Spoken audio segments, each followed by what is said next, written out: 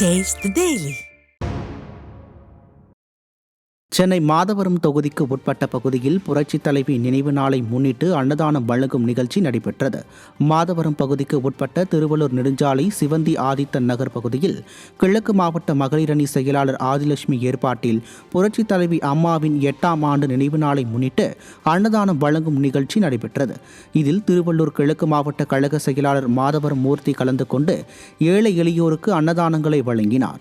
இந்த நிகழ்ச்சியில் கழக நிர்வாகிகள், மாவட்ட கழக நிர்வாகிகள் பலரும் கலந்து கொண்டனர்.